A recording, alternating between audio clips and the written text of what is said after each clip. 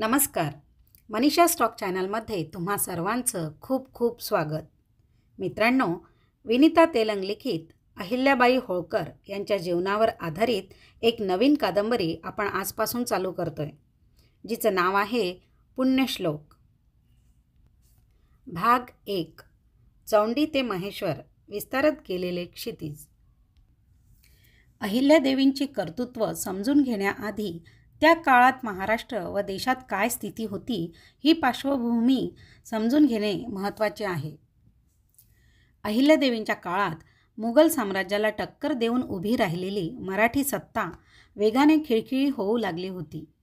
सतत बाहेरच्या आक्रमकांचे अत्याचार आणि राजांच्या आपापसातल्या लढाया यामुळे प्रजा गांजून गेलेली असे.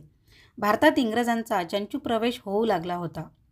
राजकारणात संभाजी पत्नी येसूबाई, राजाराम पत्नी ताराबाई, तर पेशव्यांच्या राधाबाई, गोपिकाबाई, आनंदीबाई, रमाबाई, मस्तानी अशा मोजक्या कर्तबगार स्त्रिया कर्तृत्व गाजवत होत्या. तर समाजकारणात संत कवयित्री जनाबाई, मुक्ताबाई, कान्होपात्रा, बहिणाबाई या कार्यरत होत्या. पण सर्वसामान्य स्त्री मात्र चूल आणि मूल यात अडकलेली परावलंबी अशीच होती. अनेक सामाजिक प्रथांचा पगडा होता.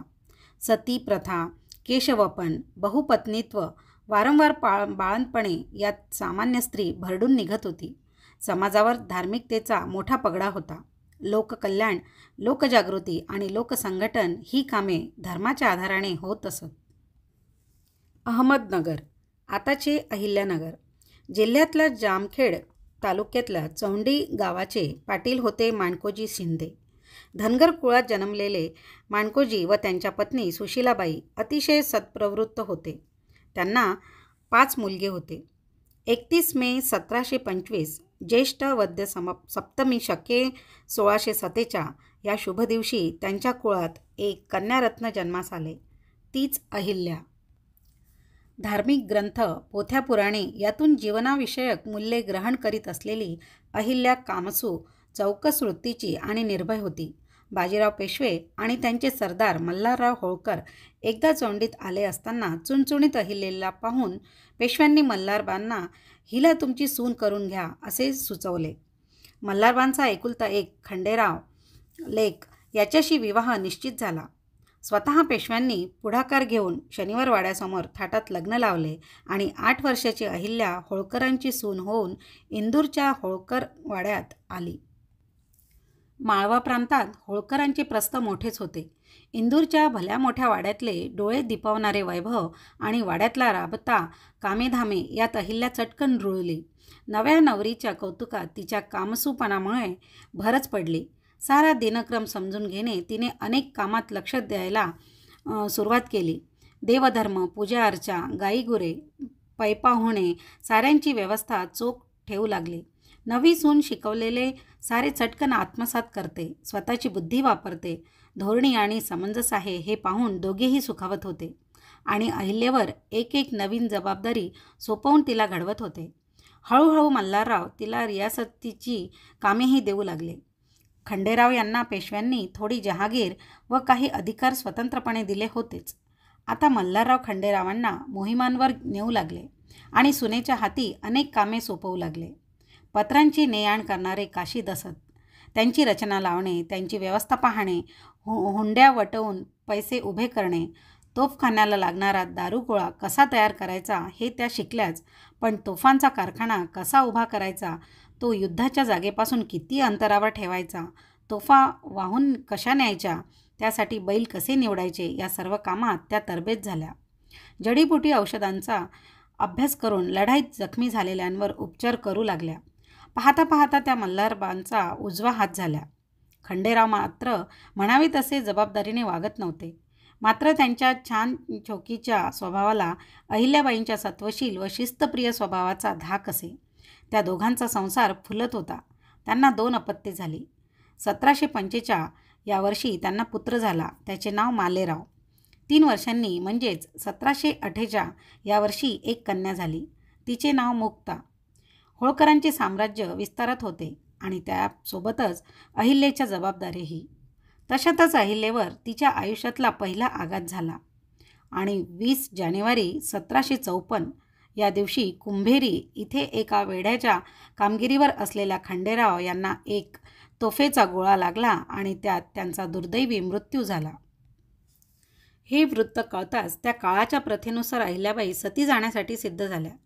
मालेराव व मुक्ता या 2 लहानग्या लेकरांची माया त्यांना अडवू शकली नाही.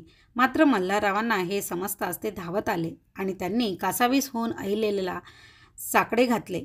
आपल्या कर्तृत्ववान सासऱ्यांची अवस्था पाहून अहिल्याबाईंचे मन द्रवले. त्यांनीच तर तिला हाताला धरून घडवले होते. बाई, माझ्या आयुष्याचा आणखी उन्हाळा करू नकोस. तुला माझा लेकच समजून मी दौलत कारभार तुझ्यावर सोपवत होतो. तू असलीस तर अहिल्या गेली आणि खंडूच आहे असे मी समजेन. पित्यासमान सासरे व दौलतीचा कारभार याकडे पाहून त्या थांबल्या. मल्हाररावांनी देखील काहीही हातचे न राखता अहिल्याला सर्व शिकवले. मालेराव व मुक्ता मोठे होत होते. आता हळूहळू मालेराव सर्व जबाबदारी घेईल ही आशा दोघांनाही वाटत होती. 1766 पासून इंदूर प्रांतांचा सर्व कारभार अहिल्याबाई पाहू लागल्या.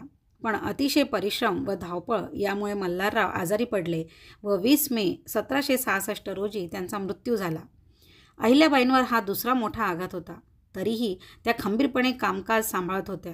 आपली कर्तव्ये करतानाच आपले हक्क व अधिकार याबाबत त्या जागरूक होत्या. पुत्र मालेराव काही विशेष कर्तबगार निपजला नाही, पण मल्हाररावांच्या निधनानंतर त्याच्या नावे जहागिरीची सनद आली.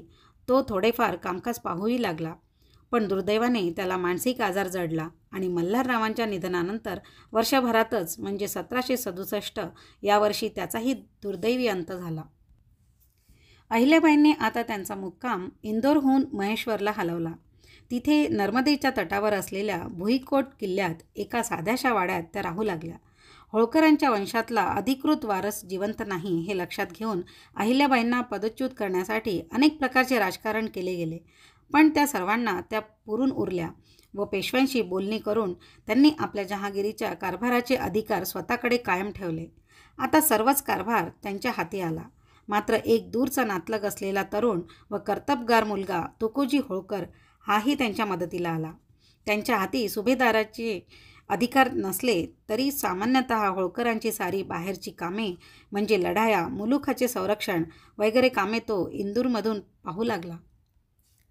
त्या सत्तेवर येताच जुनी कर्जे, चालू खर्च, देवधर्माची व्यवस्था याची जुने हिशेब तपासणी सुरू झाले. तक्रारीचे निवारण करताना त्याची सखोल चौकशी होऊन न्याय होऊ लागले. रयतेला त्वरित न्याय मिळावा यासाठी लहान मोठी प्रकरणे रोजच्या रोज निकालात काढली जाऊ लागली. महेश्वर ते सत्ता केंद्र म्हणून मान्यता पाहू लागले. प्रवास करणारे विद्वान व्यापारी हे अहिल्यादेवींना भेटून मसलत करून पुढे जाऊ लागले.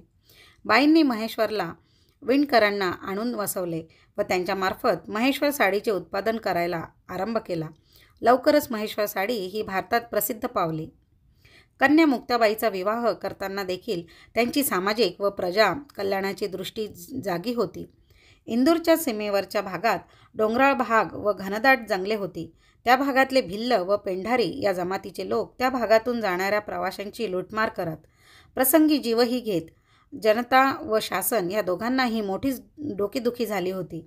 अहिल्याबाईंनी भर दरबारात पैजेचा विडा ठेवला व जो कोणी धाडसाने या लुटारूंचा बंदोबस्त करेल त्याला आपली कन्या देऊ असे जाहीर केले. यशवंतराव फणसे नावाचा धाडसी तरुण उभा राहिला आणि त्याने तो विडा उचलला. आपल्यासोबत सैन्याची तुकडी घेऊन त्याने त्या भागातील लुटारूंचा बंदोबस्त करून त्या भागातली दहशत मिटवली.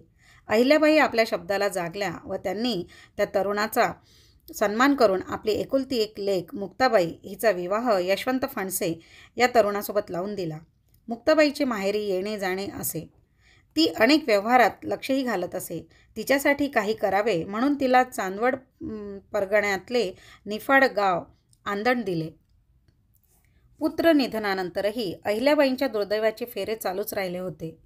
कन्या मुक्ता हिचा मुलगा नथू हा तरी हाताशी येईल ही आशा होती, पण आजारपणामुळे तोही अल्पवयातच निधन पावला. पुत्र मालेराव, नातू नथू यांच्यासोबत त्यांना अल्पवयाच्या सुना, नातसुना यांना सती गेलेले पाहावे लागले. पण मुलाच्या शोकाने मुक्ताचे पती यशवंतराव फणसे हेही निधन पावले. लेक मुक्ता सती जायला निघाली तेव्हा अहिल्याबाईंनी तिला परावृत्त करण्याचा आटोकाट प्रयत्न केला, पण ती आपल्या निग्रहापासून ढळली नाही. अखेर पोटच्या मुलीला सती गेलेले पाहणेही त्यांना सोसावे लागले. अधिकार हाती घेतानाच त्यांनी एक शपथ घेतली होती की माझे कार्य प्रजेला सुखी करणे आहे.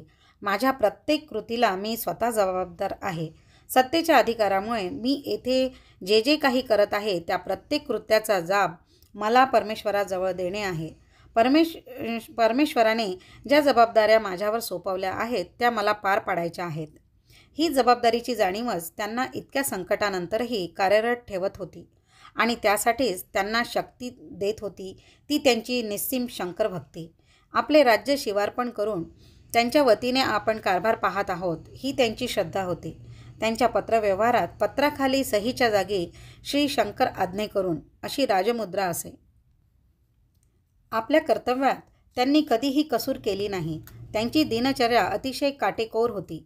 त्या सूर्योदयापूर्वी उठत भोपाळ्या देवांची पूजा अर्चा सर्व परंपरेनुसार चालत असे. मग ठराविक वेळ पोथ्या धर्मग्रंथ यांचे श्रवण, मग स्वतःच्या हाताने अन्नदान करत, मग भोजनाची वेळ. त्यांच्या घराण्यात मांसाहार रूढ होता पण त्या सदैव शाकाहारी राहिल्या. भोजनानंतर घटकाभर विश्रांती घेऊन त्या पोशाख करून दरबारात जात. ते कामकाज संध्याकाळी 6 वाजेपर्यंत चाले. त्यानंतर 2 तास पुन्हा धर्मकर्म चाले. रात्री अगदी बेताचे भोजन करत, रात्री पुन्हा 9 ते 11 दरबाराचे काम करत, नंतर निद्रा घेत. उपवासाचे दिवस, उत्सव आणि आजूबाजूला काही गडबड झाली तरच यात काही फरक पडत असे. अहिल्यादेवींचे सर्वात मोठे वैशिष्ट्य हे की त्यांच्या हाती जरी फक्त होळकरांच्या जहागिरीचा कारभार असला तरी त्यांचे दातृत्व व कर्तृत्व याला सीमा नव्हत्या. संपूर्ण भारतभर पसरलेल्या हिंदू समाजाच्या आस्था परंपरा यांना त्यांनी चिरस्थायी असा आधार पुरवला. सततच्या आक्रमणामुळे खिळखिळ्या झालेल्या श्रद्धास्थानांना नवजीवन दिले. स्वतःच्या खाजगी मिळकतीतून 16 लक्ष रुपये इतका दानधर्म त्यांनी केला व देश श्रद्धेच्या तंतूंनी एकत्र घट्ट बांधला. लोकांच्या मनात धर्मभावना जागतिक ठेवण्याचे महत्त्वाचे काम त्यांनी केले. चांगले विचार देणारे धर्मग्रंथ लोकांनी समजून घ्यावे याकरता ग्रंथांची पारायणे घडवून आणत. त्या काळी छपाई सुरू झालेली नसल्यामुळे धर्मग्रंथ पोथ्या यांच्या प्रती हाताने नकलून बनवाव्या लागत. अहिल्याबाईंनी असे शेकडो ग्रंथ नकलून घेतले. त्यांचा स्वतःचा ग्रंथसंग्रहही मोठा होता.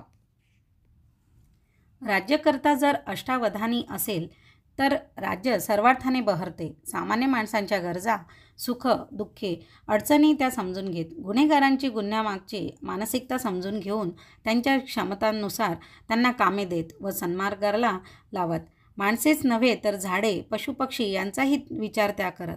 न्यायनिवाडा, कररचना, शेती, उद्योग, युद्धनीती, व्यवस्थापन, परराष्ट्र धोरण अशा सर्व बाजूंनी त्यांचा कारभार अतिशय समतोल. त्यामुळे राज्य समृद्ध होते, प्रजा सुखी होती. त्यांच्या मुत्सद्दीपणामुळे, चातुर्यामुळे त्यांचे समकालीन असलेले अन्य राज्यांचे राजे वा जहागीरदार देखील त्यांना मानत असत. दूर पंजाबमधील शिखांनी त्यांचे साह्य मागावे आणि खुद्द दिल्लीच्या पातशहाने त्यांना पत्र लिहावे इतके त्यांचे सामर्थ्य होते. अहिल्यादेवींच्या अखेरच्या काळात इंग्रजांची पावले भारतात बळकट होऊ लागली होती. त्यांची आधुनिक शस्त्रे व त्याला अनुरूप अशी संपूर्ण नवी युद्धपद्धती, शिस्तबद्ध पलटणी फौजा याच्यापुढे पारंपरिक युद्धनीती फोल ठरू लागली होती. अहिल्याबाई द्रष्ट्या होत्या. त्यांनी काळाची पावले ओळखून आपल्या फौजेच्या रचनेत बदल केले. परदेशी प्रशिक्षकांकडून आपल्या फौजेला प्रशिक्षण दिले. परंतु दुर्दैवाने अनेक सरदार राजे आपापसातल्या लढायांसाठी इंग्रजांचे साह्य घेऊ लागले होते. मराठी सत्तेचे उजवे डावे हात असलेले शिंदे, होळकर एकमेकांसमोर लढायला उभे ठाकले. अहिल्यादेवींचे भाग्य इतकेच की निजामांविरुद्ध खर्ड्याला झालेल्या युद्धात सर्व मराठे एक होऊन लढले आणि त्यांनी निजामाला पराभूत केले हे त्यांना पाहायला मिळाले. आयुष्यभर केलेले कष्ट, आप्तजनांच्या मृत्यूच्या मालिका, अंतर्गत व बाहेरचे कलह यांनी थकलेले शरीर विश्रांती मागत होते. आजारपणाला तोंड देत होळकरशाहीचा कारभार त्या हाकत होत्या. मात्र 1795 या वर्षीच्या जून-जुलै महिन्यात आजाराने शरीराला चांगलेच ग्रासले. अहिल्यादेवींनी आपला अंत समीप आल्याचे जाणले. त्यांनी अखेरचे दान म्हणून गाय दान केली. भोवती अखंड सुरू असलेल्या नामस्मरणाच्या घोषात अंतःकरणात असलेल्या शिवशंकराला स्मरत अहिल्यादेवी आपल्या पुढील यात्रेला निघून गेल्या. एक पुण्यपर्व संपले. एकेकाळी आपल्या पराक्रमाच्या जोरावर अडकेपार झेंडे फडकवलेले मराठ्यांचे साम्राज्य आपापसातले कलह, स्वार्थ, अविचार यामुळे पाहता पाहता लयाला गेले. अहिल्यादेवींचा आधारस्तंभ कोसळला. त्यानंतर मराठी साम्राज्य पुन्हा कधीच उभे राहू शकले नाही. पेशवाई लयाला गेली. संस्थांमध्ये इंग्रजांनी शिरकाव केला आणि पाहता पाहता संपूर्ण देश इंग्रजांच्या अंमलाखाली आला. आजही इंग्रजी राजवटीच्या प्रभावातून समाज पूर्णतः बाहेर आला नाही. भारताची गौरवास्पद संस्कृती आजही पुन्हा प्रस्थापित होऊ शकलेली नाही. मात्र अहिल्यादेवींनी उभ्या केलेल्या भारतीय संस्कृतीचा वारसा जपणाऱ्या सौंदर्यपूर्ण वैभवशाली वास्तू आजही ताठ उभ्या आहेत.